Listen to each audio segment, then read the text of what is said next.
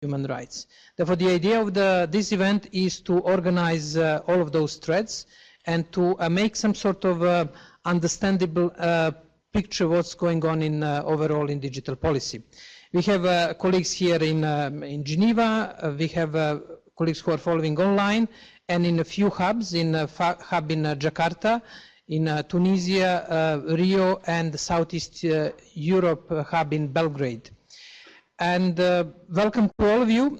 We will go, as usually, through the first list of activities, list of events that happened during the previous month. We will just go quickly through the summary. The month started with the ICANN event in Hyderabad, India. It was the first ICANN event after the transition on the 1st of October. Then there was a Digital Transformation Forum in Rabat. On the 10th of November, we had events here in Geneva with the ITU, UN Economic Commission for Europe, and WEF on the question of smart cities in the Internet of Things. On 13th and 18th, there was ITF meeting in Seoul, Korea, and then Telecom World in Bangkok. Therefore, there were quite a few activities in Asia, as you can see. Major event was the WUJEN World Internet Conference, which is annual conference, which gathers together Chinese and international players in the field of digital policy. Global Internet and Jurisdiction Conference in Paris. In the same week, that week was particularly busy, 16th or 18th of November, Octopus Conference in Strasbourg, celebrating 50th birthday of the Budapest Convention, European Cyber Crime Convention. And then there was the event on 17th November, in two events in Brussels on security, cyber security and fundamental rights. And the month was wrapped up in a way with the Afrinic, which is held between 25th and 30th November. As you can see, it was very, very busy months, and as you will see through the analysis of the trends, there are a few interesting trends that started emerging during the previous month. Next slide, please. You can find in Digital, the latest issue of the Digital Watch newsletter, our barometer. For those of you who are not familiar with barometer, we try to indicate the pressure with these arrows equal, up or down. The things are usually moving mainly up when it comes to the pressure in digital policy. Issues are becoming more and more important. We'll go quickly through the analysis why we put some of these issues, why we gave this indication. When it comes to a global internet IG architecture, particularly important event was the WUJEN World Internet Conference, when in conclusions of the conference there were 5 indications about the future trends in internet governance. While the others are rather general trends, one was interesting because usually China was insisting on multilateral approach to digital policy. In the conclusions, we had a new coin, which is multi-party. Therefore, it's not multi-stakeholder, but it's multi-party. Therefore, there will be, probably I would like to invite you to put it on your radars to see how the interpretation of this multi-party, which is not necessarily multilateral, will evolve over the time. The event, I attended the event, it was the major event with impressive presentation of Chinese ICT developments in artificial intelligence, Internet of Things, and other fields. In sustainable development, we had more or less equal development. We had ITUs started measuring the information society impact with regard to SDGs. Security has been almost up for the last 10 months. And during the previous month, we had the 50th anniversary of Cybersecurity, Cybercrime Convention. There were also different laws in China, in the UK, and the United States related to cybersecurity strategy. Cybersecurity is becoming more and more important, and as you will see right now, while we are having this briefing, there is UNGG meeting, UN Government Group of Experts, and we'll reflect later on more about that. On privacy and other human rights, we thought that there was more or less equal developments. One of the major developments was the UK Parliament adopted Snoopers Charter, which was heavily criticized because of the potential risk to the privacy and data protection.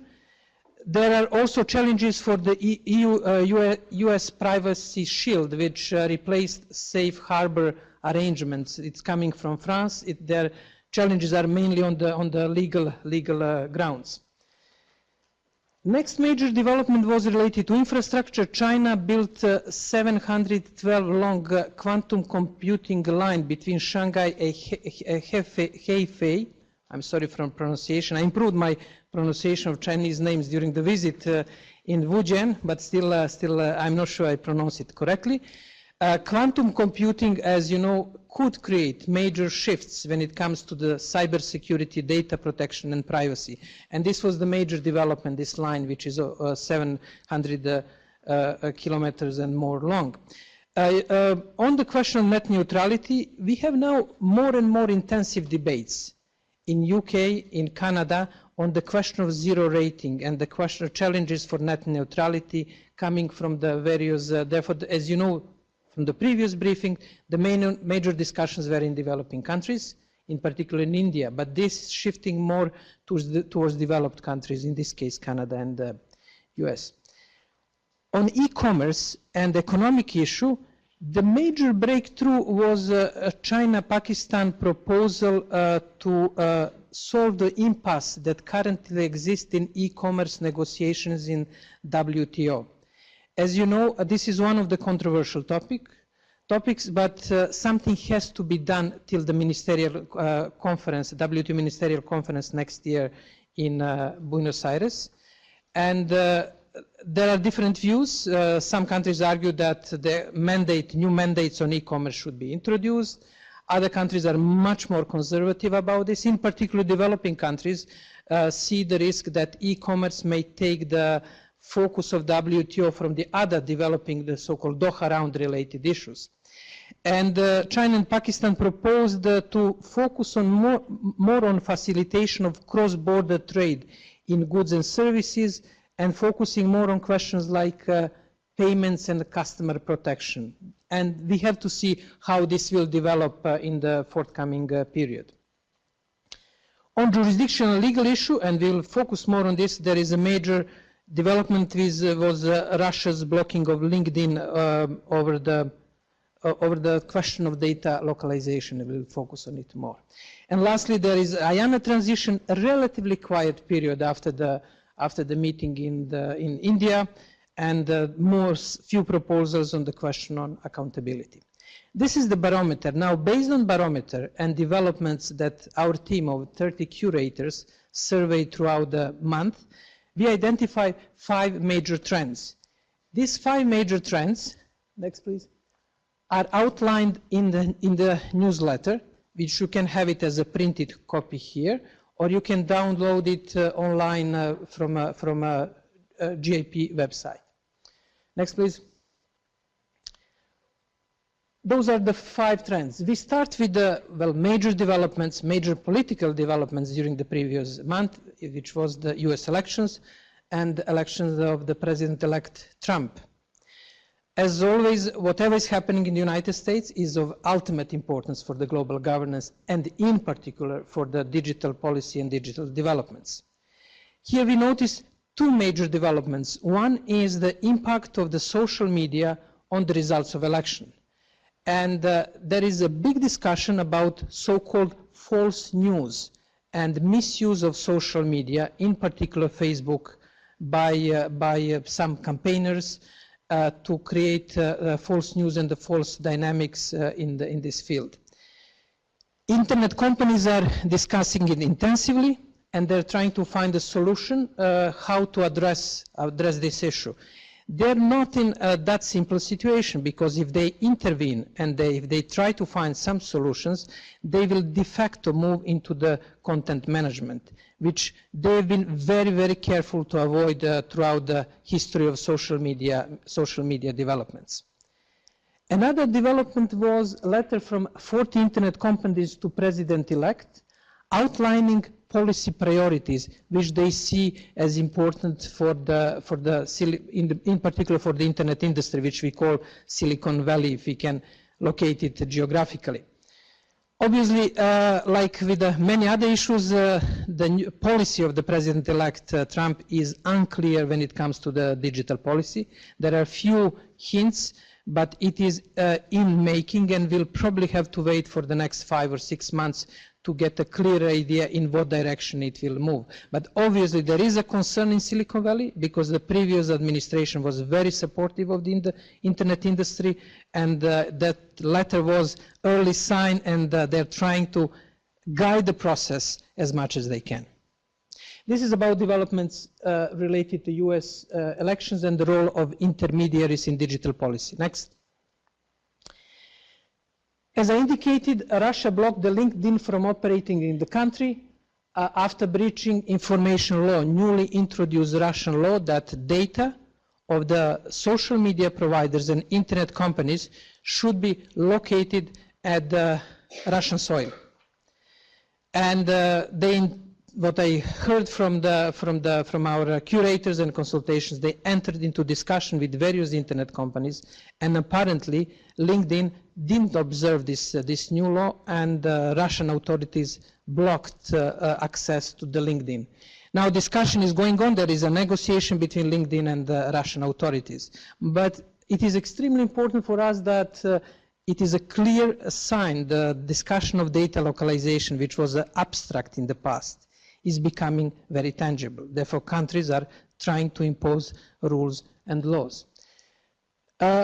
Push for data localization is coming from different reasons. Some countries want to have easier access to taxation. Many countries are concerned about security. Some countries are concerned about privacy protection. Therefore, there are different motivations, but it is going to be clear trend in the forthcoming period. Now, the news are let's say, good, bad, and mixed. Good news is that internet won't be disrupted, and big so-called content providers like Akami, it is one of the major content providers which manages traffic between Facebook and other players, has been developing tools that you, if you're owner of the company, you say, okay, I want to have my servers, my data for, let's say, Russian users in Russia. They have apparently this technology, and they're very happy because their business is going to grow. They have to ensure that data of the specific users from the specific country will be geographically located in that country. This is good news that as far as users, we can still have experience as if nothing is happening behind the scene. A bit more on the negative side is that obviously once the data is available on the soil, well, various ideas could be exercised in the various jurisdiction and over the data and over the services. Therefore, a lot of developments on digital policy will be happening around the question of data localization. Next. You probably, I don't know if you experienced, but I'm sure that you heard about distributed denial of services attack that happened a few weeks ago when considerable part of the internet was down. Definitely Pinterest, a few big internet companies. The attack was launched to the large extent by using Internet of Things or video cameras.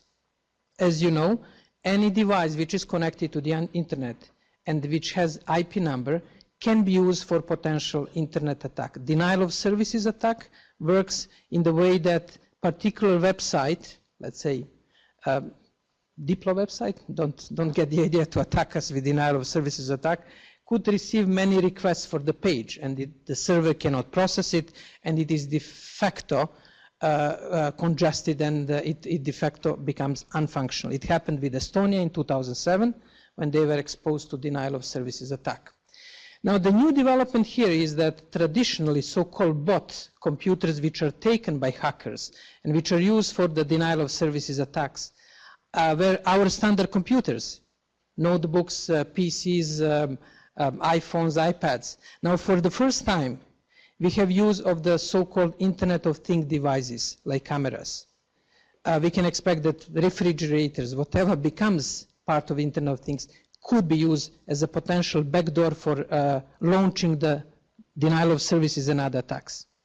It opens all set of issues, and as you can see, US experts already initiated a process to introduce minimum security standards on manufacturers, or let's say video cameras, that they will prevent access through the back door to those devices. This is the third major trend that we noticed from the previous month. Next, please. We already mentioned the zero rating discussion, and major shift in zero rating discussion from previous discussion in India, Egypt, countries in Africa, to the developed countries. There is discussion in Canada, public consultation in Canada to discuss differential pricing due to the existing practices, and in UK, new zero rating plan introduced by mobile telecom operator. For those of you who are new to this discussion, zero rating relates to possibility to services, something like cable offer, where you can have access to the specific type of services. You don't have access to the whole internet. For example, zero rating in Africa, in African countries, which is used by, for example, Facebook, has a limited access to Wikipedia, Facebook, and few other pages. The argument of those who are for net neutrality is that once you're on the internet, you can have, and you should have, access to all available resources. It cannot be restricted. Arguments are basically divided in two camps. From developing countries, the question is, and it's a really important question, is no access better than some access? Well, it's fine to discuss it abstractly at net neutrality, but people who do not have access, when they get some access, they have at least some feature of the internet. There's a question, how does it affect internet rights? In developed countries, now in Canada, in UK, the discussion is a lot on the competition law and undue competition when it comes to the potential breach or introduction of zero rating approach. And now fifth trend is, please, is related to cybersecurity, is closer to the home here in Geneva. As I indicated, there is discussion at the UN. They started it on Monday. It will last till Friday. Discussion on the future cybersecurity norms. We will be hosting tomorrow during the lunchtime a session on linking the UNGG discussion about the norms with the regional organization, what regional organization can do in order to implement UNGG norms. UNGG norms, for those of you who are new to the field, outline mainly what states should and should not do on cyberspace. It comes to the exchange of information, about restraint from the attacks on the critical infrastructure. This report is quite big. But the real question is that we can have norms, and I would say that unexpectedly UNGG has made a lot of progress, among other things declaring that existing international law applies to the internet. But the real challenge is how to apply those norms to the reality of cyber users and countries worldwide. And here regional organizations are extremely important players. OSCE is doing a lot on confidence building. There are a lot of activities in the Asian region, in Americas. Africa is moving on, and I'm particularly pleased to have today with us Mokhtar Ideali, who just came from the airport. Mokhtar, welcome. He will join us tomorrow to brief us about African initiative, what's going on in Africa when it comes to cybersecurity. What do we expect? What is going on to happen now in the last month of this extremely busy year? First, the UNGG, UN Government Group of Experts, started on Monday their work, and they will continue till 2nd of December. They're meeting here in Geneva. On the 1st December, there will be special meeting of the Counterterrorism Committee of Preventing ICT Exploitation by Terrorists at the UN in New York. And ICT for Peace, one of our partner organizations, will present their report on the ways how to fight terrorism online. And I suggest it will be also broadcasted. I suggest that if you have a time, you follow this event.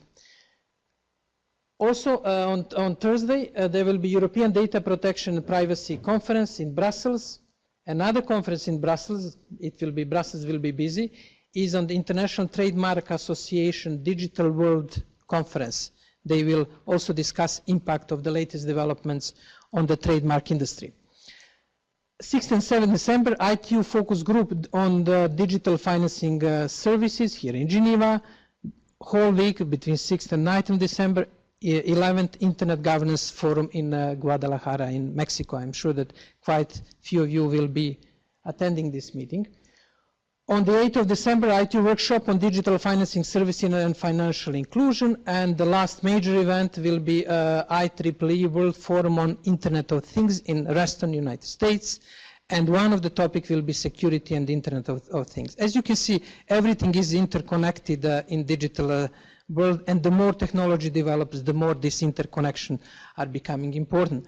Therefore, what these people will discuss in the standardization organization IEEE is of high relevance for the producers of the different devices, video cameras and the future Internet of Things, and ultimately to the security, and ultimately to the discussion which is going just across the street in the UNGG. Therefore, you cannot put the IG issues and digital issues in the silos easily. Next. Geneva Internet Platform, what we are going to do over the next few months, we will have a coverage of Internet Governance Forum between 6th and 9th December from Guadalajara, just-in-time reporting. You will have reports from every session within 2 to 3 hours after the session. Therefore, there will be immediate just-in-time reporting from the sessions. Those of you who are familiar with the IGF, you know that there will be at least 6, sometimes 10 parallel sessions. And even if you're in Guadalajara, let alone if you're not there, you cannot follow what's going on. Well, still physically we cannot be virtual, therefore you have to sit in the one room. Therefore it is useful tool to get the idea what's going on in the parallel threads. In particular, we'll be following the threads on privacy, on security. Therefore, one of the challenges of IGF is to know what's discussed on privacy, on security, on ICANN-related issues. Every morning you will have the daily newsletter, and there will be final report on 12th of December summarizing main discussion. We'll have quite a few workshops, and there will be launch of the 7th edition of the Introduction to Internet Governance in English and translation in Spanish. It will be in Guadalajara. Unfortunately, I won't be there, but my colleagues will represent us well there. And we'll have a booth throughout the IGF. Therefore, if you are at the venue, please visit us. There will be Teresa, Roxana, Marilia and Sorina from our team, and quite a few curators. This would be all for this sort of summary what's going on and what we can expect in the forthcoming period. Before we move to our regional briefings, you know how it works. We start with the global briefing, then our colleagues in different regions continue with their regional briefings. I would like to see if we have any comments or question on these 5 trends. Well, tradition is kept. Richard has the first question. Richard Hill. Just 2 quick comments, which you didn't mention. One is that the Internet Society has put out their 2016 Global Internet Report, and it's about the economics of security. And I think it's a very, very well done report, and it says the same kinds of things you said. But in particular, they document the externalities associated with security. Your lack of security because you put an IP camera without a proper protection creates a problem for everybody else. And the second one is information asymmetry. Like in many other complicated markets, it's difficult for the user to know whether what he's buying has adequate security or doesn't have adequate security. That's true of a lot of things, and that's why there's standards and minimum requirements and so on. So information asymmetry and externalities make it difficult for market solutions to work. So that will be very interesting to see how it goes. The second thing was the ITU had their World Telecommunications Standardization Assembly. Personally, I think that with respect to the internet, not much happened, but it's probably worth mentioning that at least some people think that not much happened at that event. I thought that we covered it in the last last Oh, month. sorry. Yeah, but Sorry.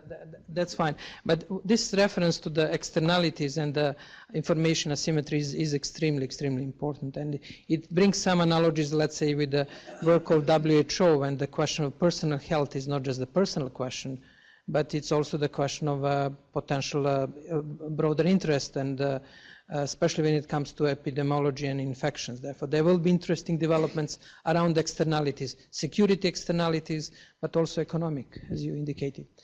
Do we have any other comment here from Rim? Mokhtar, oh, here it is. For those who don't know me, my name is Mokhtar. I work for the African Union Commission in Addis Ababa, and I'm honored to be invited by my old and good friend Jovan to be part of his briefing today. Actually, he called me from the airport to come here. That's what nice of him, isn't it? This is just-in-time reporting, you know. Right. Now, I don't know if you had mentioned that what happened in Tunisia and the WTSA with regard to the DOA issue. That also is something that probably we need to watch closely, because if with the DOA issue will come with the identifiers and IoT, then the role of ICANN, ISOG, and ITU need to be now looked at a different eyes, because now ITU is getting involved into matters related to identifiers, and then probably that will change the entire paradigm on internet governance. I don't know if you have mentioned that. Thank you, Mokhtar, and welcome to Geneva. He just landed this morning from Addis, and we'll hear tomorrow the news from developments in Africa. We covered it during the last month briefing, and it is on our radar. And the question of, just to provide the context, we are discussing about digital object identifiers, or question of a so-called DONA authorities, as a possible different way of identifying the resources of the internet, and in some interpretation, potential challenge for the role of ICANN as one of the providers of identifiers on the internet, and it was discussed over there. I know that Richard will have some comments, but first go to Daniel, please. Thank you very much. Daniel Beck from the EU delegation in Geneva. Jovan, since you are, and thank you for the briefing, and apologies for being a little bit late. Since you are the guru on internet governance here in Geneva, I was curious whether you have even more of an idea for the outlook of for next year. Do you think that, can you share with us your thoughts about what might be even bigger topics coming up, especially when you look into the barometer, you see all these discussions on the cybersecurity in different states across the globe. The people have different concepts in mind. Washington talks about the cyber, whatever that is in general. So I would just be curious to hear whether you, as the person who has his ear as the closest to the issue, has any thoughts on this. Thank you. Well, it's a real challenge for crystal ball exercise, but before I try, let us hear from Richard something related to Mokhtar's comments, please. And then we'll have online comments.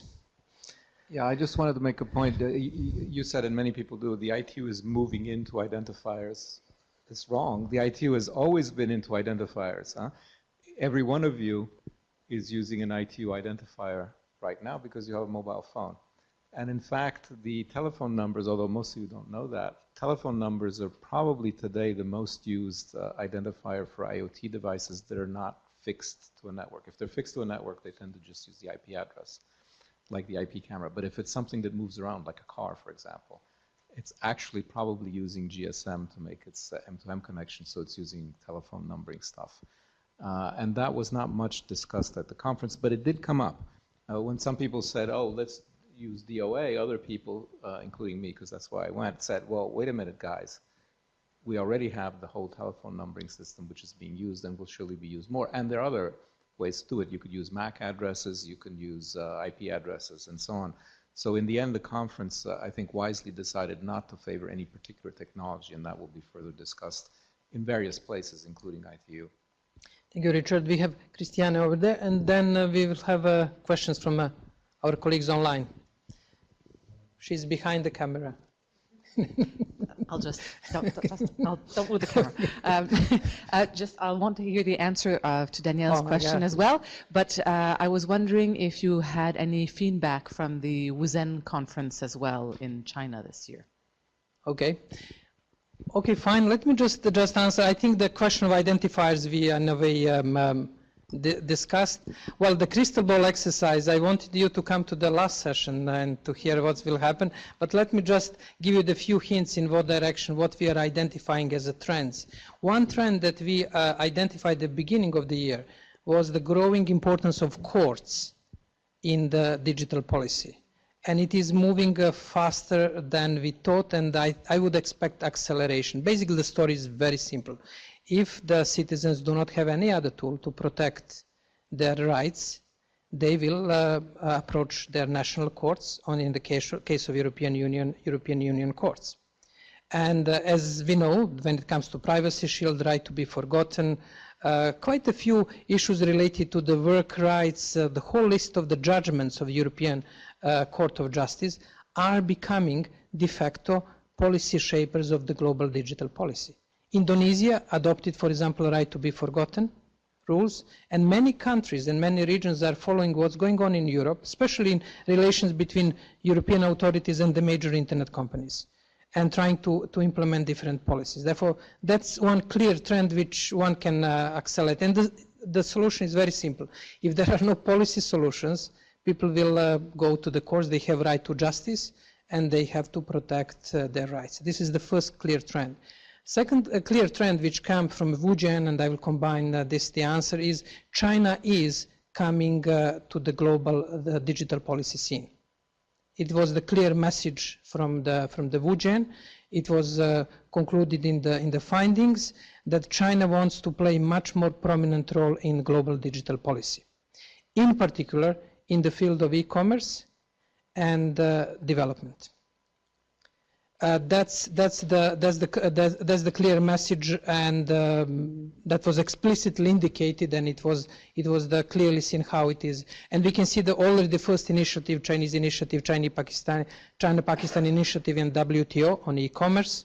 We have Jack Ma initiative for the small and medium enterprises. This is I would say the second major trend that will be happening next year. The third one is the internet doesn't exist in isolation.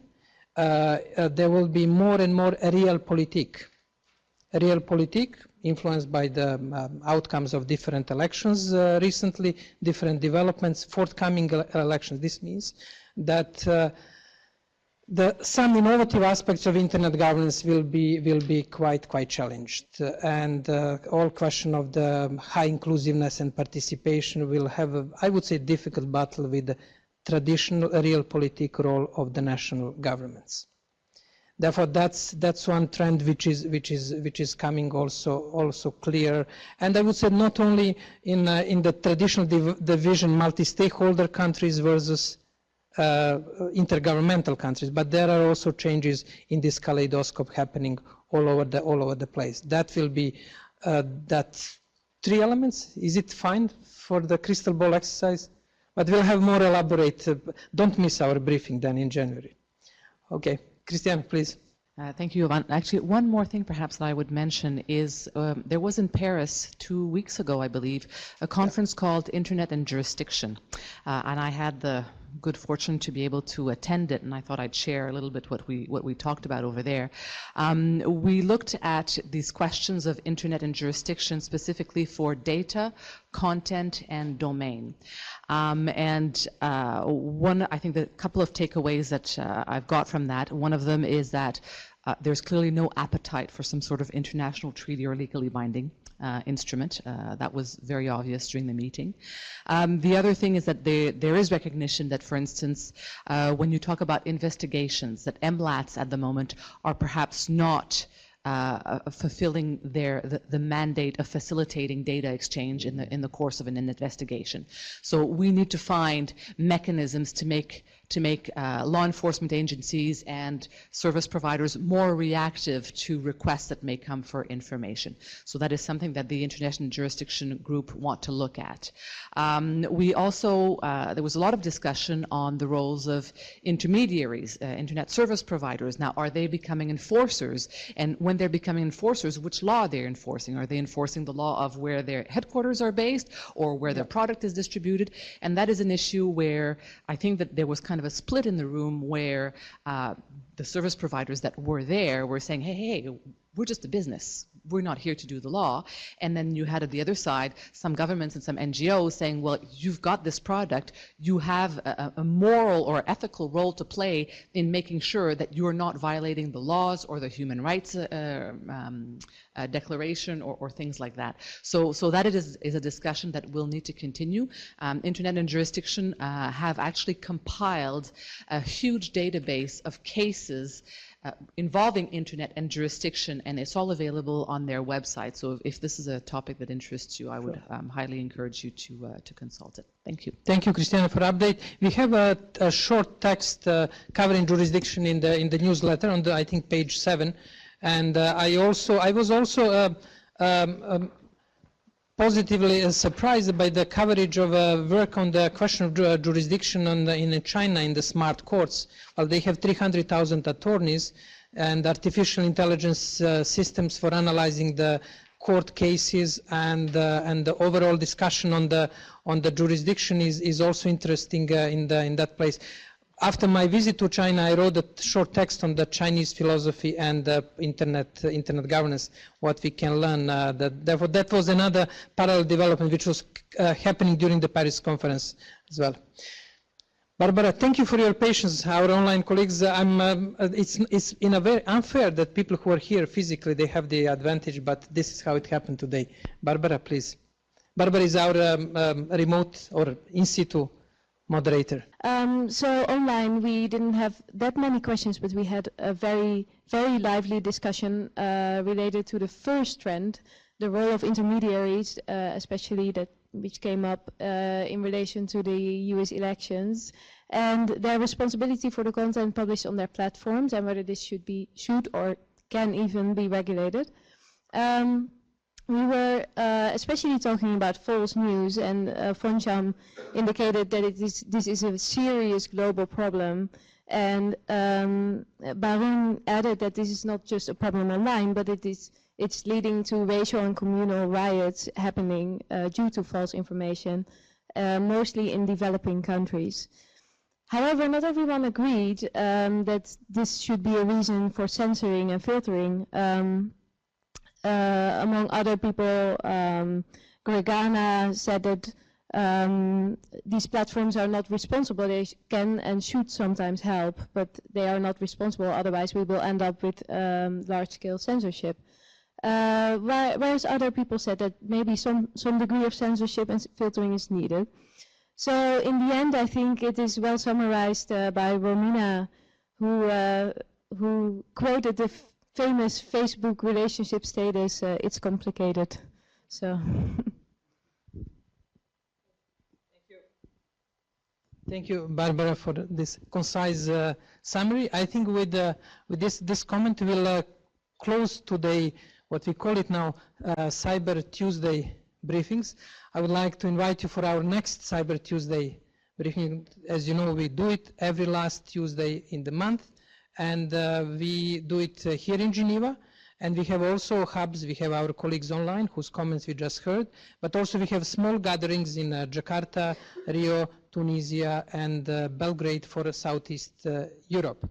I would like to invite our colleagues who are following it online to hear the briefings about the regional developments in Asia, Latin America, and Africa from these 3 hubs, and to continue discussion, which will be moderated by our colleague Stephanie Borg-Psaila.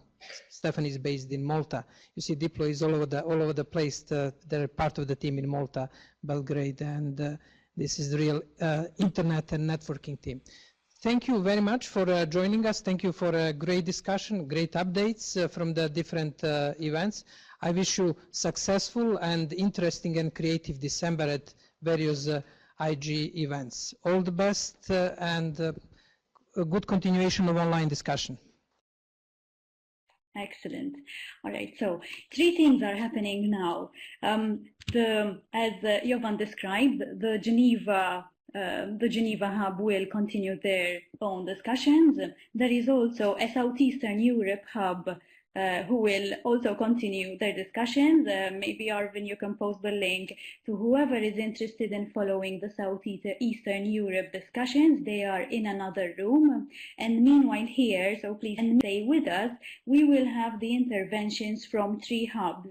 We will start with the hub from Jakarta. We have an intervention from Mr. Arko Hananto Budaidi, who will refer to the new ICT law and the e-commerce roadmap in Indonesia, and a few updates also from Indonesia. So let's start with Mr. Arko. Good evening or good afternoon in Geneva. I would like to update from Jakarta, JIP briefing on November 2016. My name is Arko Hananto Budiadi. The first update from Indonesia is regarding the new national ITE law, which came into effect on 28th of November 2016. Several notable changes on the law, including the revised regulation regarding online defamation, additional revision related to the right to be forgotten, and strengthening common efforts in preventing negative contents on the internet. Recently, Indonesia also adopted the e-commerce roadmap. This policy hopefully can boost the growth of SMEs and digital startups and to stimulate growth of human resources of the business players in order to pursue Indonesia's vision as the largest digital economy in Southeast Asia in the year 2020. Earlier this month,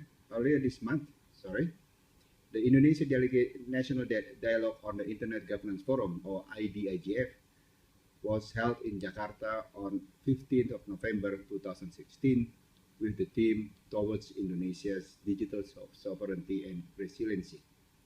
The event attended by more than 400 participants from various internet governance stakeholders in Indonesia. There were 12 workshops being held under the 4 big themes, namely economy, infrastructure, legal and regulation, and also social culture, with the specific issues such as cybersecurity, digital privacy, digital and online library, e-commerce and net neutrality. Please look in our websites at igf.id on these activities in Indonesia. The outcomes hopefully will contribute to the better internet governance in Indonesia and serve as inputs for Indonesian delegation to the Global IGF 2016 to be held in Mexico next week. Now I would like to update you on the development in the region. The 16th ASEAN Telecommunication and Information Technology Ministers Meeting, or TELMIN. The 16th ASEAN TELMIN was held in Bandar Sri Begawan, Brunei Darussalam on 25th and 26th November 2016. The meeting adopted the ASEAN Framework on Personal Data Protection, as well as Brunei Darussalam Declaration on Connected Innovative Community. Further details regarding the meeting can be found at the ASEAN websites. That's all from Indonesia and from the region of Southeast Asia. We'll look forward to have a communication further on and also for the next JIP briefing. Goodbye.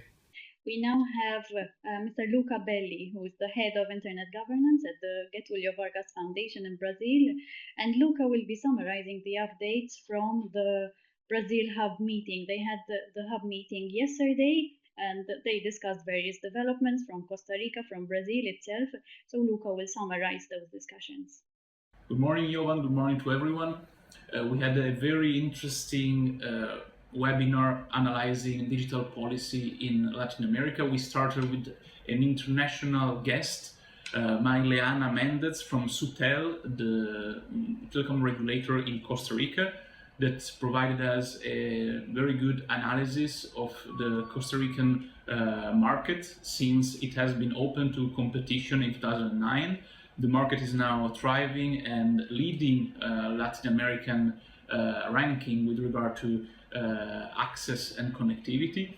And this was a very good example to compare with the current proposals that have been tabled here in Brazil. Our second speaker from Brazil, Rafael Zanata from the Brazilian Institute for Consumer Protection, he analyzed the notorious Bill 3453 that is now discussed in the Chamber of Deputies. And the bill aims at deregulating the telecom sector, amending the current general telecommunications law. And this move has been welcomed by operators that consider that the regulation should be reduced, but has also been harshly criticized by civil society actors, saying that this switch from the current concession regime to the authorization regime could be anti-constitutional because it will impede the government to impose universal access goals on operators and will make much more difficult to bridge digital divides, particularly in rural areas in Brazil. Another very important piece of news over November in Brazil was the decision of the federal government to stop the free software policy that was enacted since 2003, and actually to move all public administration from current free software adoption to a policy promoting Windows and both software and services provided by Microsoft. Also, this move was criticized by civil society actors. Lastly, we also discussed a consultation that has been opened on 11th November by Anatel, the Brazilian regulator for telecommunications. The consultation aims at debating at the Brazilian level the issue of data caps on fixed networks. The issue had triggered quite heated discussion back in March and April, and this consultation will analyze technical, juridical, and particularly competition issues over the next months. To conclude, we would like to share with you that CTS-FGV will be at the Intergovernance Forum next week, where we will promote 3 different books. Our study on terms of service and human rights, and then 2 books. One that has been produced by the Dynamic Coalition on Net Neutrality will be a collective book on net neutrality, zero rating, and net neutrality exceptions and violations. And another one that has been produced by the Dynamic Coalition on Community Connectivity that will analyze the issue of community connectivity and particularly community networks. So that's all for today. Thanks a lot for the attention, and see you next month. The intervention from the IG MENA hub, this time from Iraq. We have Muhannad Munjet, who will be describing the IG scenario in Iraq. So over to Muhannad. Hello everyone. My name is Muhannad Munjet from the Iraqi Network for Social Media based in Baghdad. I will be speaking with you about the internet governance situation in Iraq since 2003 until now. In Iraq, we had internet before 2003, but it was totally owned and used by the government. Stats says by then there were about 25,000 internet users in Iraq. After the war of 2003, the internet entered Iraq to be used by public, and it was provided by one ISP. Only over the land telephone network, what makes the access so limited, because the land network wasn't cover all areas. By 2008, the internet users in Iraq increased to be 2,500,000 users, but yet the service was poor and expensive. In the same year, Access Now published their censorship report mentioning Iraq, saying there was no incident of censorship in Iraq. Till now, at the end of 2016, with more than 7 million Iraqi internet users, Iraq has no internet governance policy or any clear policy to run the internet in Iraq. The infrastructure still poor, and the service not that much better even after launching the third generation services by all Iraqi GSM telecom companies. Since July 2015 until June 2016, Iraq experienced 22 of total internet service shutdown. This affects all life terms, and the Iraqi economy just lost because of that more than $2 million. The government of Iraq has a huge lack of communications technology. They are absolutely outdated. What makes them so weak against the attacks from hackers inside and outside Iraq? Just in 2016, more than 7 government websites hacked. They revived some, but still others are under the control of the hackers. The government's Facebook pages, not that much better. Also, many of the high-level government entities keep using the public email providers such as Gmail or Yahoo. Government of Iraq thought that it's the time of declare a new law that manage the internet usage in Iraq nationwide. The Iraqi Council of Representatives has committees suggested the first draft of the Iraqi criminal law, cyber criminal law, and persisting to issue the law. The law is mainly offending the legal basis to acknowledge the restrictions on the right of freedom of expression and the right of information access. Moreover, that each rule serves several unrelated and not well-defined aims. Some of them doesn't have the legal support to restrict the right of freedom of expression, and other rules are too vague. Nevertheless, and at the end, it's our deep belief that the internet cannot be regulated in a top-down manner, but it's the governance should be based on processes that are inclusive, the need to create a clear and simple ways to everyone, regardless of the background, to understand and to be part of how the internet is run is critical. Thank you so much. Thank you, Muhammad. So that was Muhammad Munjed from Iraq. Now, some of the updates that our colleagues from the Jakarta, Brazil and Iraq, the IGMINA hub, have mentioned are also included on the observatory. For those who are not really familiar with the platform, we track all the developments in quite a wide range of subjects. So we have privacy and other human rights, cybersecurity, commerce, net neutrality. The developments, our team of curators tracks them, and we report on these developments on the observatory. At the same time, the briefings, as you've seen, provide an opportunity to share regional updates. So if you are interested in setting up a hub, please let us know.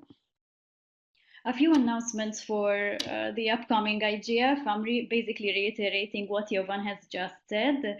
We are preparing several activities, so Diplo and the GIP will be actively participating at the IGF, and we're preparing for just-in-time session reports. As Jovan mentioned earlier, there are hundreds of sessions taking place, and it is virtually impossible for anyone to follow them at the same time. So whether you are following online or in situ, you can always go back to the observatory and read the reports of sessions that you are interested in. We will also be publishing an IGF daily newsletter that will be published every day on the 6th, 7th, 8th, and 9th. And we will also prepare a final report on the 12th of December, which will summarize, it will contain a thematic summary of all the issues that have been discussed. And I'm seeing here a few of the curators and the reporters who will be helping us in this just-in-time reporting initiative. The GIP and Diplo will also be involved in many sessions. So I do invite you to join us for the workshops, and we will also have a book launch of Dr. Kurbalia's An Introduction to Internet Governance, which is now in its 7th edition. The book will be launched in English. The 7th edition will be launched in English and in Spanish. And as Jovan mentioned, we will also have the booth in Mexico. So I'm pasting here the link to the events that we'll be having at the IGF. And for those of you who would like to follow the session reports and download the daily newsletters and the final report, all the updates related to the IGF will be provided on this dedicated page. There is also, again, Jovan mentioned this, there is also the November newsletter, which summarizes the developments in November, which is out a little bit earlier, a day earlier. It will be made available today. I'm sharing with you the link to the newsletter. You'll be able to download it very soon, in an hour or two. So thanks once again for joining us, and we'll see you again for the next briefing. We'll be skipping the Christmas holiday, so our next briefing is on the 31st of January, but we'll see you online or in Mexico. So thanks once again.